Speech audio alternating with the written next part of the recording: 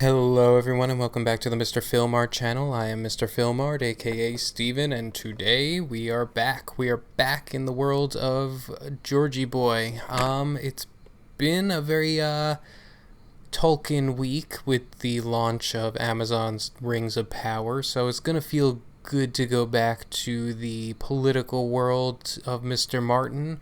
And we're back after my technical difficulties last week, I guess you could say that. Yeah, because this week we are back to a full reaction and review instead of just a review. Although, let me know if you did like just a review. I know I kind of rambled, but, you know, whatever. I'm going to ramble here a little bit too. I'm excited about what's about to happen. From the looks of the trailer, the like 30-second preview, it looks like we're jumping ahead in time and we are going to get a little flash forward again. Yeah, it looks like we're gonna see that Alicent is not only the queen, but she might have a child in this episode. But I am very curious when we are going to just age them up, because eventually Emma Darcy and Olivia Cooke take over the roles of Rhaenyra and Alicent, respectively.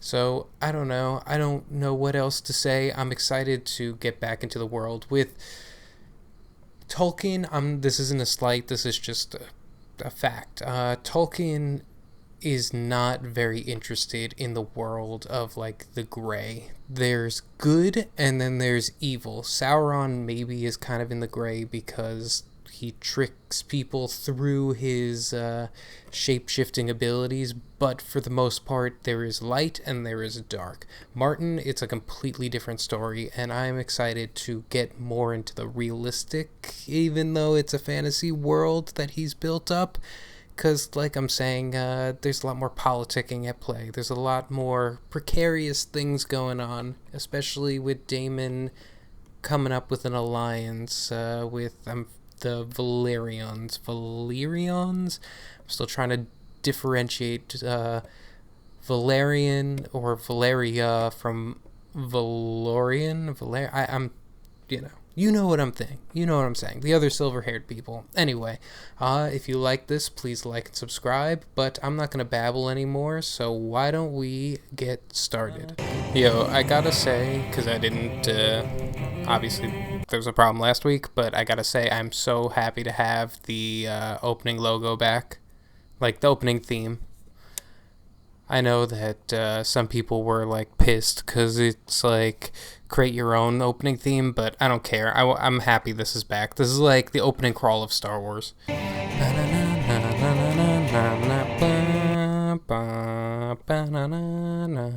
Although I will say I missed the map, because, like, I get what they're doing.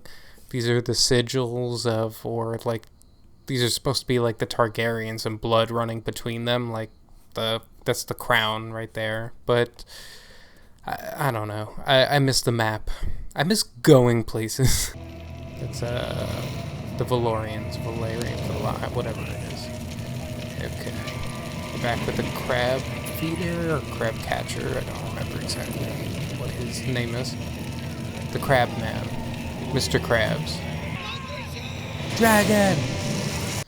I'm forgetting the name of his dragon, but I know that is Daemon's dragon. Ooh. Just because a dragon can't get hurt by arrows doesn't mean you can't. The son has been born. And you have my note. With the Trog here now sheltering in Bloodstone's caves, the threat of the dragons is blunted. They don't have foot soldiers. You don't have foot soldiers, and you plan on taking the army of darkness here? She would not. Play it again. Yeah. That's the original repeat button. Your presence is wanted in the outer courtyard. The royal hunt ready to depart. Decided to remain here and read instead. Mm. Well, she did say in episode 1 that she always wanted to be under that tree reading, right? Should you be traveling in such condition? The maester said that being out in nature would do me well. Well, he also said maggots would clean away rot in a finger, so he may not be the best judge of medical advice. How would you like to participate? I'm not sure why I must. Because you are my daughter. And the heir to The the throne. princess.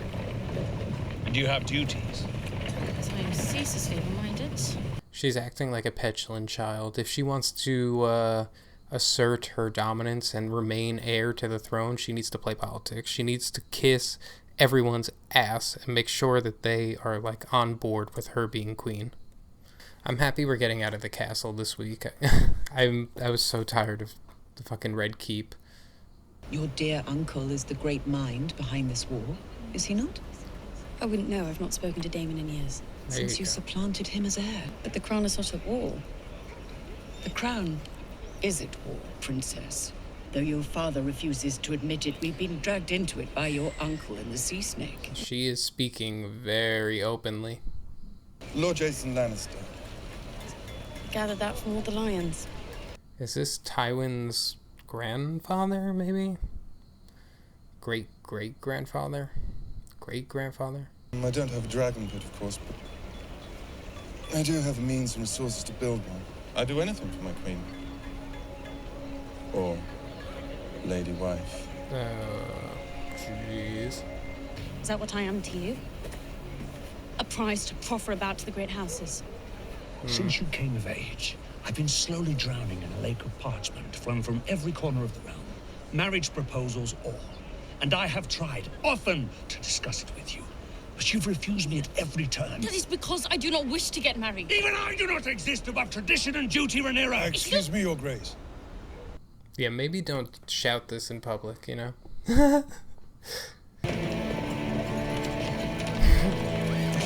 Princess, wait! Follow her! How far? The droppings were found half a league to the east. Ew. This guy's getting sloshed.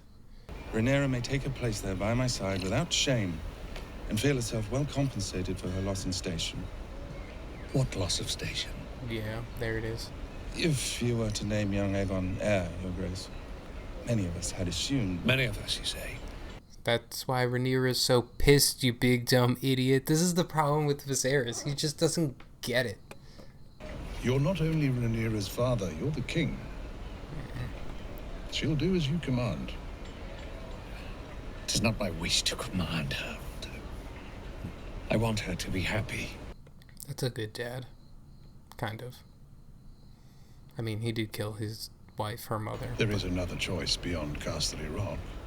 Prince Aegon. What?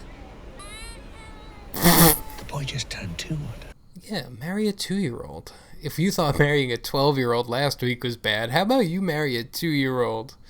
King Jaehaerys ruled over half a century of peace while his children drove him to the edge of madness. His daughters in particular. It is tradition. I guess that's comforting, right? Do you wish to hear my opinion on the matter? No. Should I guess? You believe that your son, Sir Harwin Breakbones, the strongest knight in the 7 kingdoms. You flatter me, Your Grace, but no. It would seem to me the best match for Rhaenyra is the son of the sea snake, Sir Laenor. Oh. So they just chilling here tonight? They're not going to go back to camp at all? It's a boy.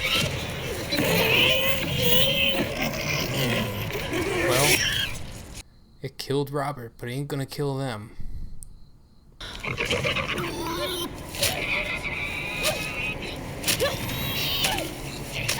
Looks like meat's back on the menu, boys.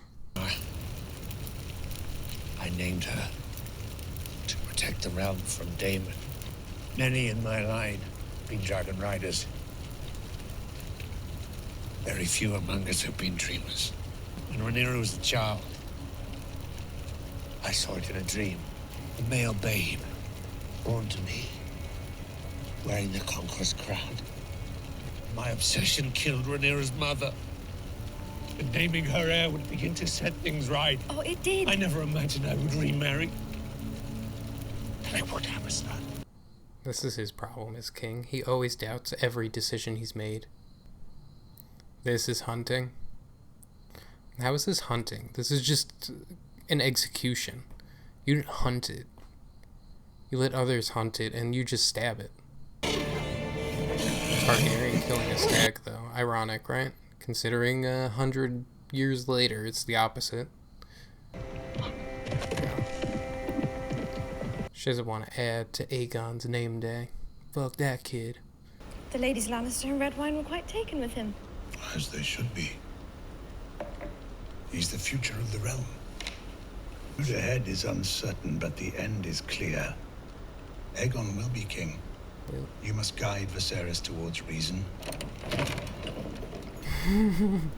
Rhaenyra has come of age. She must needs marry a High Lord who will honor her, defend her, and serve her as king consort. But she must believe it is her choice to do so. Is it better for the realm if the crab feeder thrives, or is vanquished? Daemon is thorn enough in my flesh. Will you insist on taking after him? Yes. Why must every effort on your behalf be resisted, as if to the death? Because you mean to replace me. I do not seek to replace you, child. You've been much alone these last few years. Alone and angry. Make it yourself. Search him out. Find one that pleases you, as I did. Their conversations are always the best. That's all she needed to fucking hear. That's it. Like, that's all she needed. The crab feeder and his men have no reason to leave those caves. We must give them one. An offering of flesh to bait the crab. Who? Dragon returning! Prince Daemon, I bring word from His Grace Viserys Targaryen. First of his name, King of the Andals, the Rhoynar, and the First Men. Lord of the Seven Kingdoms and Protector of the Realm. Do you really have time to give all the names? Yeah.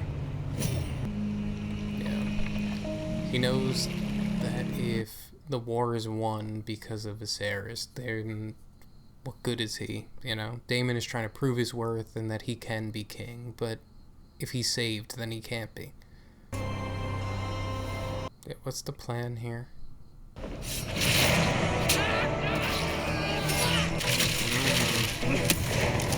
Run, Forrest, run! Boromir style.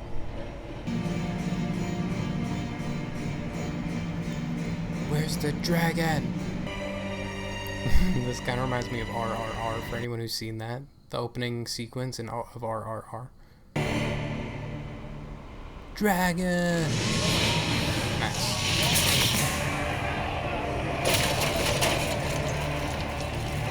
Yo, this battle is impressive. Can you kill the crab feeder already? Oh, he's already dead? And he touched it. Dude, isn't he gonna get grayscale? So, that was episode 3, and I will say, without a doubt, this is the best episode thus far. Hands down, no question, best episode of the House of the Dragon thus far. This rivals some of the best, maybe not the best episodes of Game of Thrones, but like the best mid-tier levels of Game of Thrones. This compares to that pretty fucking well.